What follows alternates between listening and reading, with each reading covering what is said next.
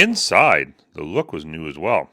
Pontiac interior design engineers made sure the interior had a makeover, and the results were impressive. A new dash design was used. Owing its very ergonomic and visually appealing layout, the gauge cluster was similar to the 1994 GP interior design, though the rest of the dash area was completely new. A large 115 mile per hour speedometer and a 7,000 RPM tachometer made up the majority of the gauge area. With the coolant temperature and fuel level gauges switching sides, the fuel gauge was now on the left of the cluster and the temperature gauge was on the right. A new driver information center was also added, and it was located in the center of the dash below the radio, where the radio and Havoc controls. The heads-up display also returned as optional equipment for 1997. And I have to say, out of all the features on my Grand Prix, I think the heads-up display is probably one of my favorites. That and the supercharger, but that's another story. A new thin shell bucket seat design was used for 1997. One that used an open headrest. The thinner seats allowed additional rear leg room, making the rear passenger compartment comfortable for people even over 6 feet tall. Depending on model and option packages, the seats were covered with cloth or feature leather seating surfaces. Also available in the Grand Prix was a unique rear seat pass-through, which opened to the trunk passenger compartment and allowed larger items such as skis and lengths of lumber to be easily transported. This feature had appeared in the previous generation GPs, but was now larger and hidden by an integral upholstery panel on the seat back, which folded down if you wanted to and made a very nice armrest with a drink tray. As with the model lineup, the powertrain lineup was also revised. The 3100 V6 remained as a base engine in the SE, but was not offered on any other model.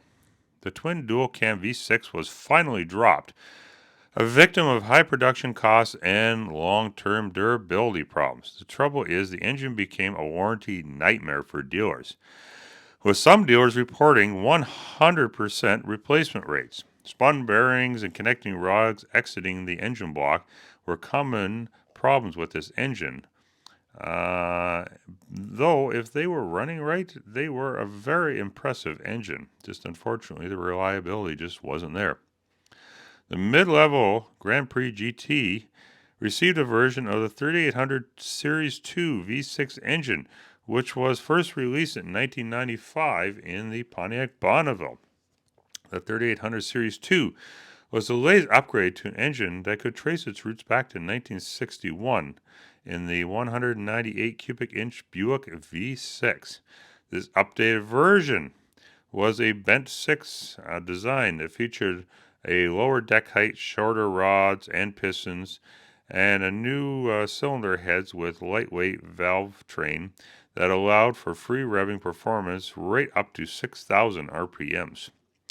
This engine was also available as optional equipment on the SE models, and the initial production of the SE sedans were 3800 powered, and base engines came later in the model year. When installed in the Grand Prix, the normally aspirated 3800 Series 2 V6 was rated 195 horsepower at 5,200 RPMs with 220 foot-pounds of torque at 4,000 RPM. The Grand Prix GT's performance with this powertrain was quite respectable, turning in numbers of 0 to 60 in under 7.5 seconds, and quarter-mile times in the mid-15-second range at 83 to about 85 miles per hour. The normally aspirated 3800 was also available as an extra option on the Grand Prix SE sedans.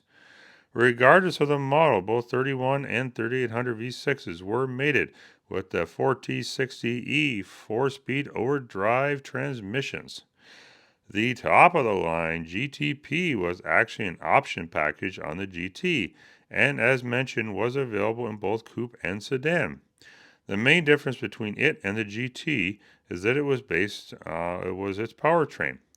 The GTP featured a code L67 supercharged 3800 Series 2 V6, which was rated at 240 horsepower at 5200 RPM with 280 foot-pound of torque at 3200. The V6 was force-fed air at a maximum pressure of 7.5 psi, which made for a tremendous amount of low-end torque, which I can attest to, and mid-range power and lag-free throttle response. The performance was exceptional for a vehicle in its class at this time, making the sprint to 60 miles per hour in under 6.2 seconds and covering the quarter mile in the high 14-second range at over 90 miles per hour. The supercharged V6 was coupled with a special heavy-duty transmission. It was the 4T65 heavy-duty, a transaxle. It was based on the GT's transmission, but beefed up in several critical areas. Though the two gearboxes looked very similar externally, 65% of the interior componentry was upgraded to handle the additional torque output. The GTP package included a specific driver information center in the dash and exclusive MagnaSteer variable effort steering system, which used magnetically generated resistance to increase steering feel. And actually, it's probably one of my favorite features of Pontiacs is they always were pretty good at making sure you could still feel the road through the steering wheel. Like if you took a Grand Prix and took that out for a drive and then would drive like a Buick Regal, there was very much a big difference in how the steering wheel felt, in my opinion at least. The GT package also included a performance shift mode that provided higher RPM shift points and firmer shifts compared to the standard mode. The button was located right on the shifter knob to turn it on or off. One thing that the 1997 GTP didn't have available that other GPs did was the traction control. It was decided to leave the function off by engineering staff as the torque output of the supercharged 3800 could overpower the traction control's built-in parameters. Interestingly, the 1997 Bonneville SSEI, which had the same engine, did actually have traction control, but it could still easily smoke the tires whether it was on or off. Interesting, but anyhow, that was a decision they made on the Grand Prix. Unlike many of the all-new cars entering the market in the 1990s, the Grand Prix was truly a new design and not simply a restyling of an aging platform. Though, like its predecessor, it was a front-wheel drive design and with a transversely mounted engine, four-wheel independent suspension, and utilized all the main components that were completely new. One thing the 1997 GTP didn't have available that other GPs did was the availability of traction control.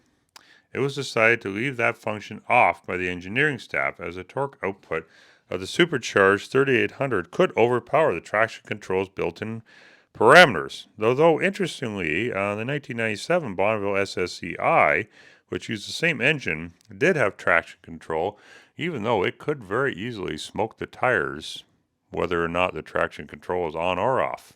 But anyhow, that's the decision they made, I guess, at the time.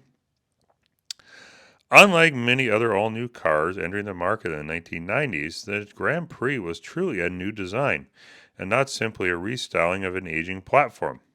Though like its predecessor, it was a front-wheel drive design with a transversely mounted engine, four-wheel independent suspension, and a unitized construction.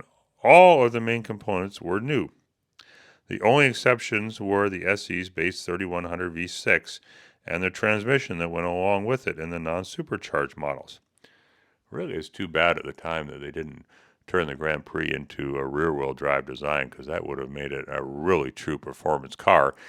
But at the time, most of the market was towards front-wheel drive cars in North America, and that's what people had basically been sold on that it was better to have a front-wheel drive car. And although in the snow and that is true, performance-wise, not always the best option. But that would change, of course, down the road in other vehicles. Kind of, I think more or less when all-wheel drive cars became a little more mainstream, and you got some of the newer cars like the Cadillac CT4, the CT5, which are sedans, but they're rear-wheel drive vehicles. Mostly, I think, because they're more targeting the BMW, Mercedes market, which always stuck with the rear-wheel drive cars. Anyhow, I digress. Anyhow, we'll back to the Grand Prix here. The Grand Prix's new unibody shell was based on the new GMW body platform, and it shared this platform with the Buick Century and Regal and the upcoming 1998 Oldsmobile Intrigue. It featured beefier construction than before, resulting in a tuning frequency of 22 Hz, indicating a rigid platform, which would reduce torsional flexing and improve handling. The new design in the 1997 Grand Prix to boost 40% greater torsional stiffness and 15% greater bending stiffness than the previous generation car. One of the interesting features is the Grand Prix didn't come with the stabilizer bars that the Buick Regal did, which was really kind of odd. Even though those two would actually fit on the Grand Prix if you just had the right bracket adapters, and I did actually add that into my Grand Prix, which definitely gave it a lot more rigidity when you're going around corners and that, and a lot better overall handling. But anyhow, yeah, that was kind of odd that the more performance-oriented vehicle didn't have that, but I guess the Buick Regal is supposed to be kind of still a little bit more of a upscale model, so I guess that's why they stuck it in there. Same as the cabin air filter. The Buick Regal came with a cabin air filter, whereas the Grand Prix didn't. However, the spot for the cabin air filter actually is there, so you just buy one for a Buick Regal, pop it in, and away you go. You got a cabin air filter. But again, that was, Buick's a little bit higher end than Pontiac kind of thing. So anyhow, so the changes did not stop there. Both front and rear suspensions were completely redesigned from the previous generation. The McPherson strut front suspension layout was retained, but featured new steering knuckles. The conventional triangular lower control arms were replaced, and they were replaced with new L-arm designs that offered improved isolation from road harshness without compromising handling or road feel. Similarly, the rear suspension was also completely redesigned. Gone was the familiar composite cross-leaf spring, and in its place was a more conventional tri-arm system that used Chapman struts and coil springs and stiff tubular lateral links, which were designed to maintain proper geometry. Other new design details include a revised braking system with 10.9-inch discs on all four corners, which was actually pretty impressive for a mid-range car at that time, as most cars at that time, and that price point anyhow, were still using rear drum brakes. The emergency brake was now housed in an integral cast-in brake drum, which was part of the rear rotors. Hood gas struts were also added as a running change during the latter half of the model year, replacing the cheap-looking prop rod previously used. New wheels and tires combinations were also available for 1997. Base Grand Prix used steel wheels with bolt-on wheel covers, which were mounted on 205 70R15 Blackwell radial tires. The 5-blade aluminum 16-inch wheels were optional, which were mounted on 225 60R 16-inch Blackwell touring tires. GTs and GTPs came with a choice of 5-spoke or cross-lace wheels, which were mounted on 225 60R 16-inch tires. Interesting, top speeds of the Grand Prix have been electronically governed for several years and was a choice. It was basically the choice of the tires that ultimately decide how fast the car would be set to be able to go. The Grand Prix SC and GTs came with non-speed rated tires, so the top speed was limited to 108 miles per hour. Certainly adequate for most driving situations, though. But the GTP, which came with H-rated tires, were governed at 126 miles per hour, a safe margin below the 130 mile per hour maximum rating of the tire. Although the truth was, the GTPs were actually capable of much more. Tests conducted by Pontiac at their pace car program indicated that the speed limiter, when it was removed from the PCM, the GTP pace cars could reach top speeds of 147 miles per hour, an impressive figure for any performance car, let alone a V6 powered front wheel drive car.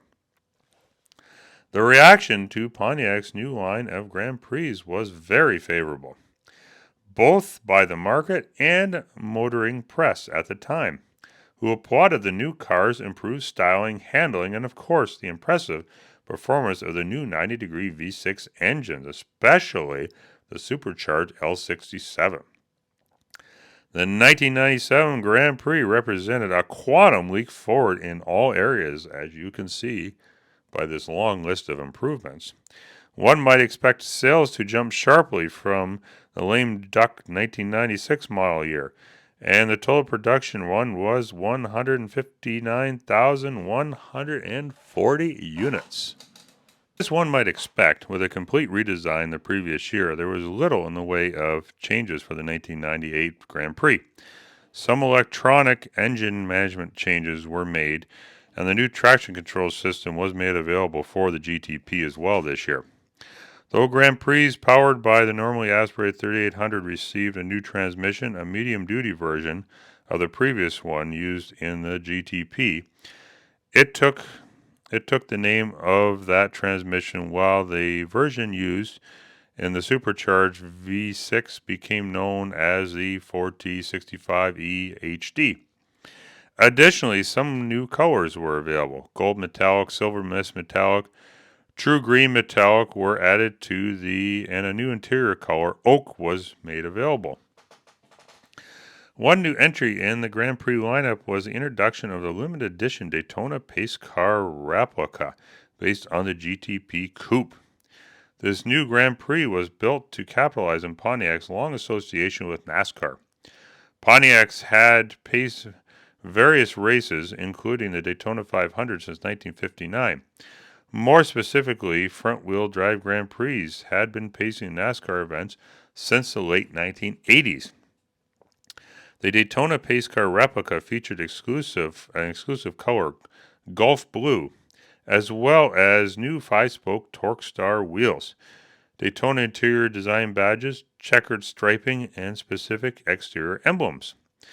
Unlike the real NASCAR pace cars, the replicas had much tamer graphics package, and the Ram Air hood was not included, unfortunately. Mechanically, the Daytona pace car replica were identical to the regular GTPs. Productions were limited to just 1,500 units. Production figures for the entire Grand Prix line for 1998 was 142,346 units. The Daytona pace car replicas were included in those figures. The 1999 model year, once again, Pontiac kept the changes to a minimum for the 1999 Grand Prix. Aside from the new airbox that increased the horsepower of the normally aspirated 3800 Series 2 V6 from 195 to an even 200 horsepower, no significant mechanical changes were made. The 16-inch 5-spoke Torque Star wheels, first seen in the 1998 Daytona pace car replica, became a regular optional equipment for all Grand Prix, as was the Gulf Blue metallic hue, first seen on the limited edition GTP Coupe. Dark bronze mist metallic color was also added. Productions for 1999 were 155,317 units. Year 2000 rolled around, and the Grand Prix received some modest upgrades. as well as some new colors and trim appointments. Most significant mechanical changes was to boost the power of the base 3100 V6 and the Grand Prix sedan by adding cylinder heads, intake manifold, camshaft, and injection system from a larger 3400 V6. The 3100 was given additional 15 horsepower and 10 foot-pound of torque from 175 at 5,200 RPM to 195 at 4,000 RPM. Additionally, some changes were made. New hydraulic engine mounts for all powertrain combinations were added to reduce vibration and high-frequency noise transfer from the engine compartment.